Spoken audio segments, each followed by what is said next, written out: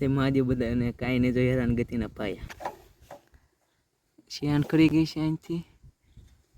ગાડી કાંઈ હાલે નહીં અને રોડ ઉપર થઈ ગયો એકલો બાજુની વાડીથી પકડી લીધો છે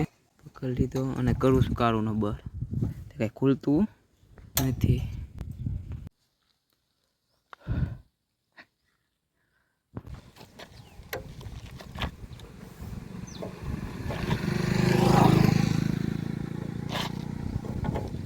હવે આવશે અહીંથી થશે 5-6 કિલોમીટર આવે તો વાર લાગશે આવવાનું તું હીરા લઈને ઘરે પાસપરી ઘણા લરી આવે છે વાડી જાતના ગતિના પાયા છે બધા કેમ કે હલવાઈ ગયું છે ત્યાં હલવાઈ ગયું હવે એ પંખો જાગી ન ખુલે ને ત્યાં છે નહીં ન નીકળે એટલે મથું શું એકલો જાગીને ન આવે ત્યાં ભાઈ મેં શેન ખુલે પંખો ખુલી જાય તો હેરાન ગતિના પાયા એવો લાગતું નથી ખુલશે એવું ખુલ્લી જાય તો આપણે ભાઈ કા પછી હલવાની ખરી ગઈ ને પછી મને ખબર પડી દો શેનું હોય અંદર હોઈ ગઈ છે હા હવે રોડ ઉપર શું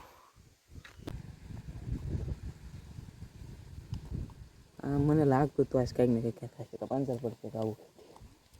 નહીં એમ હતું કે પંચર પડશે કેમ કે રસ્તા નથી થવાનું એની માટે તો ખરી છે હવે અહીંયા કરું બેઠું એ ભાઈ તે આમને જરા પછી કંટાળો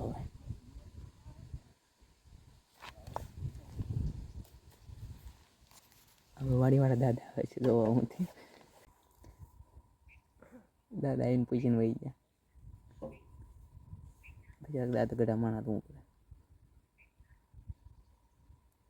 પડે જાગી બોલું ન આવે તો એ માટે રેવી પછી કંઈક કરવી બે ભાઈ થોડુંક બર કરી જોઈ રસ્તો વાળી મળી ગયો ને એટલે થોડું કોઈ કેવડાવે ન કરે કંઈક કરવી આજુબાજુ ગામે આગુ પાછું બહુ બરોબર ના હાલવાના ફુવાજી બરોબર ના હાલવાના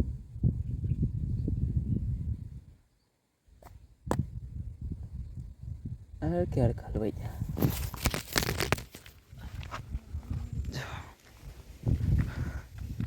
પછી આપણે શીરડી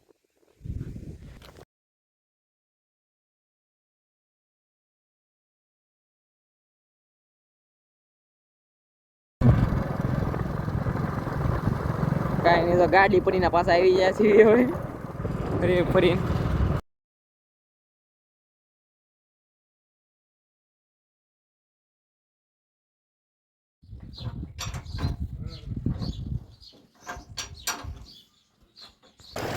આવડો આવ્યો એવો તો મેર આવી ગયો ધંધાવાળા વાળા હતા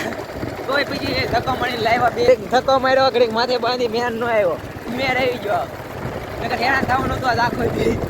હાલો હવે આજના પ્રમાણે તે મળી કાંઈ માજ પાછા ભાઈ ગયા ઘર તરફ હવે આપણે જે કામ હતું પતી ગયું અને આ તો ભાઈ બંધ હાડે ભેગો થઈ ગયો હવે જવા દેવી ઘરે કાંઈ નહીં તો ગાડી થઈ ગઈ રેડી કમ્પ્લેટ અને હવે પાછા બાકી જઈએ ઘર તરફ આ આવ્યો તો આપણે માટે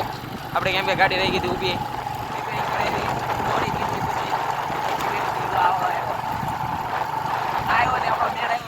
નગર કાંઈ અંજાર આવે નહીં મેં રહી ગયો આવ્યો ધક્કો માર્યો ઘડી ધક્કો માર્યો પછી